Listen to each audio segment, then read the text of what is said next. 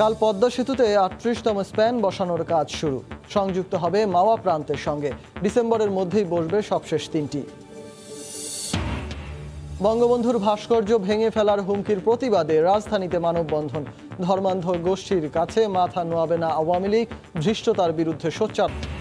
Corona আক্রান্ত ৯ জনের একজনই শিশু।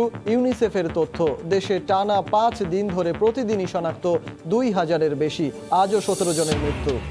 এবং কাতারে বিশ্বকাপ প্রাক বাছাই ম্যাচে খেলতে যাওয়া বাংলাদেশ দলে করোনার থাবা। পরীক্ষায় সব ফুটবলারের ফলাফল নেগেটিভ এলেও পজিটিভ ম্যানেজার ও ফিজিও।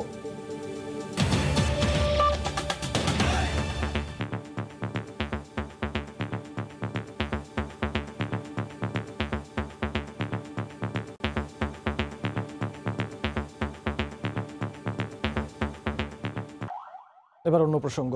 মাওয়া পাড়ের সঙ্গে যুক্ত হতে যাচ্ছে পদ্মা সেতু। কাল ১ ও ২ নম্বর পিলারে বসানো শুরু হবে সেতুর ৩৮ নম্বর স্প্যান। এক সপ্তাহের ব্যবধানে বসতে যাওয়া স্প্যানের মাধ্যমে দৃশ্যমান হবে প্রায় ৬.৫ কিলোমিটার সেতু। সবশেষ ৩টি স্প্যান বসবে ডিসেম্বরের মধ্যেই। সাইফুল ইসলামের ছবিতে এহসান জুয়েলের রিপোর্ট। ৪১ স্প্যানের মধ্যে পদ্মা এখন দৃশ্যমান ৩৭টি স্প্যান।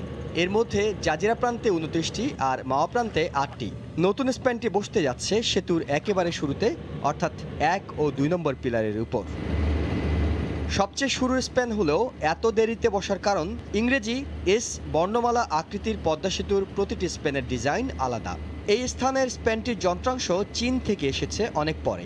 এছাড়া অন্যান্য পিলারের চেয়ে ১ নম্বর পিলারের গঠন সম্পূর্ণ ভিন্ন। সাধারণত অন্য পিলারগুলোতে ৬টি থেকে ৭টি পাইল ব্যবহার করা হলেও শক্তিশালী এই পিলারটিতে ব্যবহার করা হয়েছে ১৬টি পাইল। এই পিলার দিয়ে সেতুতে গাড়ি ও ট্রেন প্রবেশ করবে। তবে অন্য স্প্যানগুলো পানিতে বসানো হলেও ৩৮তম স্প্যানের একটি পিলার মাওয়া পাড়ে। মাটিতে পিলার থাকার কারণে স্প্যান নিয়ে ক্রেন আসার জন্য নদীর পাড়ের বড় একটি অংশ কেটে ফেলতে হচ্ছে। দিনরাত ২৪ ঘন্টা ড্রেজার চালিয়ে সরিয়ে ফেলা হচ্ছে মাটি। একটি নির্দিষ্ট দূরত্ব থেকে স্প্যানবাহী ক্রেন কাজ করার জন্য প্রয়োজনীয় প্রস্তুতি নেওয়া হচ্ছে। ৩৮তম স্প্যানটি বসানোর পর বাকি থাকবে আর মাত্র ৩টি স্প্যান। এই স্প্যানটি বসানোর মাধ্যমে পদ্মা সেতুর সঙ্গে সংযোগ ঘটবে মাওয়া প্রান্তের, অর্থাৎ কেউ একজন চাইলে হেঁটে মাওয়া প্রান্ত থেকে পদ্মা সেতুতে উঠতে পারবেন। বাকি থাকবে আর অর্ধ কিলোমিটারেরও কম সেতু দৃশ্যমান করা। চলতি মাসে আরও একটি স্প্যান বসানোর মাধ্যমে সে দূরত্ব কমিয়ে আনা হবে। এহসান জুয়েল, সময় সংবাদ, মাওয়া, মুন্সিগঞ্জ। বঙ্গবন্ধুর ভাস্কর্য ভেঙে দেওয়ার হুমকির প্রতিবাদে জাতীয় প্রেস ক্লাবের সামনে মানববন্ধন করেছে বঙ্গবন্ধু ফাউন্ডেশন নামে একটি সংগঠন। অবিলম্বে জড়িতদের গ্রেফতারের দাবি জানানো হয় কর্মসূচি থেকে। সংগঠনটির নেতারা বলেন, ধর্মান্ধ গোষ্ঠী বঙ্গবন্ধুর ভাস্কর্যকে ইস্যু করে দেশকে অস্থিতিশীল করতে চায়। ভাস্কর্য কোনো মূর্তি নয়, ভাস্কর্য ঐতিহ্যের প্রতীক, এমন স্লোগানে আয়োজিত মানববন্ধনে অংশ নিয়ে বক্তারা বলেন, বঙ্গবন্ধুর ভাস্কর্য স্থাপনের বিরোধিতা যারা করে তারা মুক্তিযুদ্ধের শত্রুপক্ষ।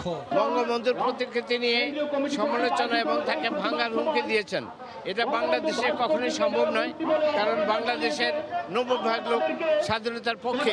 যে উদ্যত বলা হয়েছে, এই জন্য আমরা তীব্র প্রতিবাদ ও নিন্দা জানাই। শুক্রবার সকালে জাতীয় প্রেস ক্লাবের সামনে বঙ্গবন্ধু ফাউন্ডেশনের উদ্যোগে আয়োজিত এই মানববন্ধন কর্মসূচি থেকে ভাস্কর্য ভাঙার হুমকিদাতাদের গ্রেফতারের দাবি জানানো হয়। যারা ধর্মের নামে এসব অপপ্রচার চালাচ্ছে তাদেরকে অনতিবিলম্বে গ্রেফতার করা হোক। বঙ্গবন্ধুর ভাস্কর্য বুড়িগঙ্গার ফেলে দেওয়ার যে উদ্ধত্তপূর্ণ আচরণ দিয়েছেন, তাকে দ্রুত সময়ের মধ্যে গ্রেপ্তার করে দৃষ্টান্তমূলক শাস্তি আমরা দাবি করছি। তারা বলেন, একটি মহল ধর্মের নামে ভুল বুঝিয়ে বঙ্গবন্ধুর ভাস্কর্য নিয়ে জনমনে বিভ্রান্তি তৈরি করছে। এই হুমকি শুধুমাত্র ইসলাম ধর্মের নামে কোনো হুমকি নয়, এটি একটি বাংলাদেশের বিরুদ্ধে ষড়যন্ত্র। যারা বঙ্গবন্ধুর ভাস্কর্য ভেঙে ফেলার হুমকি দিয়েছেন, ক্ষমা না চাইলে তাদের বিরুদ্ধে রাষ্ট্রদ্রোহিতার মামলা করা হবে বলেও হুঁশিয়ারি দেওয়া হয় কর্মসূচি থেকে। বেলায়েত হোসাইন, সময় সংবাদ, ঢাকা। এদিকে দেরিতে হলেও জাতির পিতার ভাস্কর্য ইস্যুতে সরব হচ্ছে আওয়ামী লীগ। দলটি বলছে, ধর্মান্ধ গোষ্ঠীর সঙ্গে কোনো আতাত বা সমঝোতা করছে না সরকার।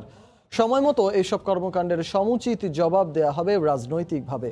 তবে বুদ্ধিজীবী মহলের দাবি, শুধু জন্মশতবার্ষিকীতেই নয়, বঙ্গবন্ধুকে হেয় করার যে কোনো ধৃষ্টতার বিরুদ্ধে আরও বেশি সোচ্চার থাকার দায়িত্ব নিতে হবে আওয়ামী লীগকেই। দেবাশিস রায়ের রিপোর্ট। বাংলাদেশের স্রষ্টা, স্বাধীন দেশের প্রতিষ্ঠাতা, জাতির পিতা বঙ্গবন্ধু শেখ মুজিবুর রহমানের ভাস্কর্য নির্মাণে বাধা দেয়ার ইস্যুতে গেল সপ্তাহ থেকেই বিরোধিতার নতুন উন্মাদনায় মেতেছে দেশের বেশ কটি ধর্মীয় সংগঠন। তাদের দাবি, ভাস্কর্যের নামে মূর্তি স্থাপনের কোনো উদ্যোগ তারা সফল হতে দেবে না দেশে। মুসলিম দেশ সৌদি আরব, ইন্দোনেশিয়ার মতো জায়গায় ভাস্কর্যের ব্যবহার পুরনো হলেও বাংলাদেশে এর বিরোধিতায় নেমেছে খেলাফতে মজলিসের মতো কিছু ধর্মীয় সংগঠন। মূর্তি ও ভাস্কর্যের পার্থক্যও মানতে নারাজ এমন দলগুলোর অনুসারীরা। স্বাধীন করার বিশ্লেষকরা বলছেন, মূর্তি ও ভাস্কর্যের অপব্যাখ্যায় জাতির পিতাকে পরিকল্পিতভাবে হেয় করা হচ্ছে।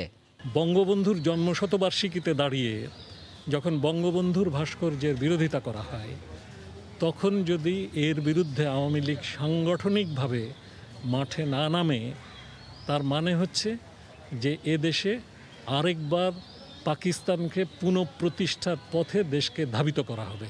বঙ্গবন্ধুকে আমি একটা খলনায়ক হিসেবে জনগণের সামনে পরিচিত করবার একটা ক্ষেত্র জমিন তৈরি করে দিয়েছে। এর জন্য কে দায়ী হবে? হেফাজত যত না দায়ী, তার চেয়ে তো বেশি দায়ী করবো আমি সরকারকে। ধর্মকে ব্যবহার করে ভাস্কর্য নির্মাণে বাধা দিয়ে পশ্চাৎগামী গোষ্ঠী গভীর ষড়যন্ত্রে নেমেছে বলেও মনে করেন বুদ্ধিজীবীদের কেউ কেউ। আওয়ামী লীগের একজন নেতা এটা নিয়ে কথা বলেনি। কেন বলেননি? তাদের শরীরে কি বঙ্গবন্ধুর উত্তরাধিকারের রক্ত নেই? তারা কি বঙ্গবন্ধুর আদর্শের উত্তরাধিকারী নন?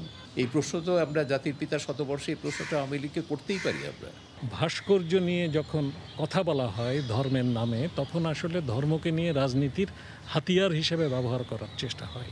জাতির পিতাকে অবমাননার এমন ঘটনায় কি ভাবছে আওয়ামী লীগ, এমন প্রশ্নের জবাবে দলের এই নেতা বলছেন, জনগণকে সঙ্গে নিয়ে স্বাধীনতা বিরোধীদের মোকাবিলা করা হবে সাংগঠনিকভাবেই। ধর্ম ব্যবসায়ীদের বিরুদ্ধে রাজনৈতিক কর্মসূচি, সাংগঠনিক কর্মকাণ্ডে প্রতিবাদ জানানোর রাজনৈতিক কোনো ঘোষণার কোনো প্রয়োজন আছে বলে আমি মনে করি না। এদের সাথে কোনো আপোষ নাই, এদের সাথে কোনো সমঝোতার কোনো সুযোগ নেই। এদেরকে অতীতে যেভাবে মোকাবেলা করেছি, আগামী দিনে একই পদ্ধতিতে যাব। দেশের সফলতা ও সক্ষমতায় ঈর্ষান্বিত গোষ্ঠী ধর্মীয় সংগঠনগুলোকে কাজে লাগিয়ে অস্থিতিশীল পরিস্থিতি তৈরি করতে চাইলেও তা রুখে দেওয়ার সব প্রস্তুতি রয়েছে বলে জানাচ্ছে আওয়ামী লীগ। দেবাশিস রায়, সময় সংবাদ, ঢাকা। সন্ধ্যার সময় আরও থাকছে, কেন্দ্রে ডেকে SMS দিয়ে বাতিল করা হলো ঢাকা বিশ্ববিদ্যালয়ের বিতর্কিত সান্ধ্যকালীন MBA ভর্তি পরীক্ষা। মহামারীর মধ্যে হাজারো শিক্ষার্থীর ভোগান্তি। করোনা পরিস্থিতির খবর। টানা 5 দিন ধরে দেশে করোনা শনাক্তের সংখ্যা প্রতিদিনই 2000-এর ওপর ছাড়িয়ে যাচ্ছে। স্বাস্থ্য অধিদপ্তরের হিসেবে আজ দুপুর পর্যন্ত সবশেষ 24 ঘন্টায় করোনায় মারা গেছেন 17 জন। এ নিয়ে দেশে মৃতের সংখ্যা বেড়ে দাঁড়ালো 6322 জনে। 24 ঘন্টায় শনাক্ত হয়েছেন 2275 জন।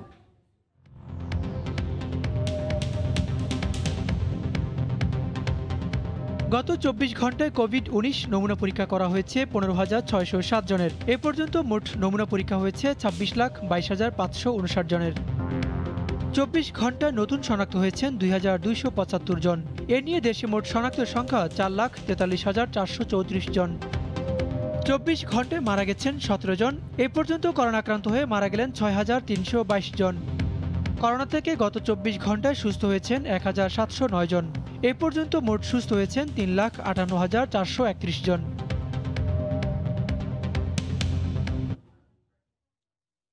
শিশুদের জন্য নীরব ঘাতক হয়ে উঠছে কোভিড-19।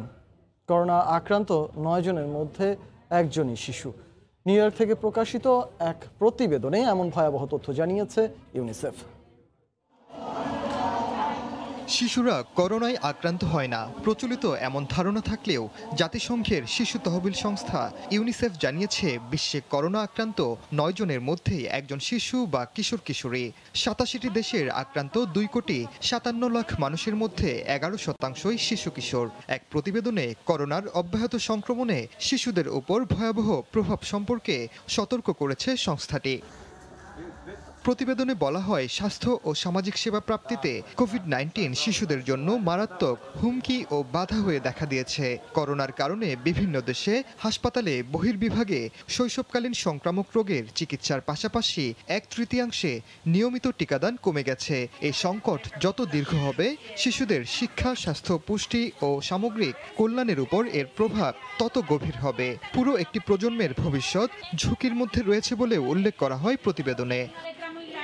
করোনার কারণে স্কুল বন্ধ হয়ে যাওয়ায় 57 কোটি 20 লাখ শিক্ষার্থী ক্ষতিগ্রস্ত হয়েছে, যা বিশ্বব্যাপী স্কুলে যাওয়া শিক্ষার্থীদের 33%। তবে প্রাথমিক সুরক্ষা মেনে চললে স্কুল বন্ধ রাখলে যে সুবিধা পাওয়া যায়, বরং খোলা রাখলে আরও বেশি সুবিধা পাওয়া যায় বলে দাবি সংস্থাটির। বলা হয়, স্কুলের চেয়ে স্কুলের বাইরেই সবচেয়ে বেশি সামাজিক সংক্রমণ হয়।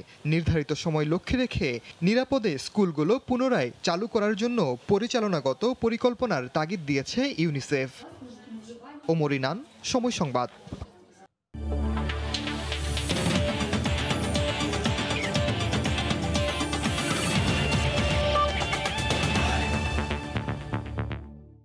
কাতার বিশ্বকাপ প্রাক বাছাইয়ের ম্যাচ খেলতে যাওয়া বাংলাদেশ দলে হানা দিয়েছে করোনা ভাইরাস।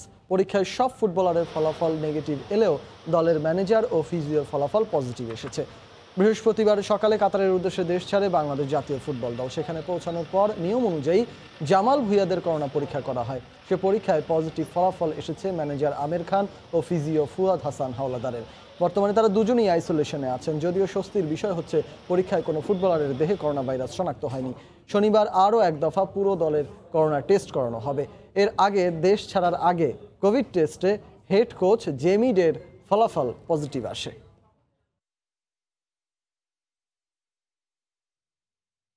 এ পর্যায়ে শীর্ষ সংবাদ জানিয়ে দিচ্ছি আরেকবার। এবং কাল পদ্মা সেতুতে 38তম স্প্যান বসানোর কাজ শুরু। সংযুক্ত হবে মাওয়া প্রান্তের সঙ্গে। ডিসেম্বরের মধ্যেই বসবে সবশেষ 3টি। এই ছিল সন্ধ্যার সময়ে, আর সঙ্গে থাকুন সময়ে।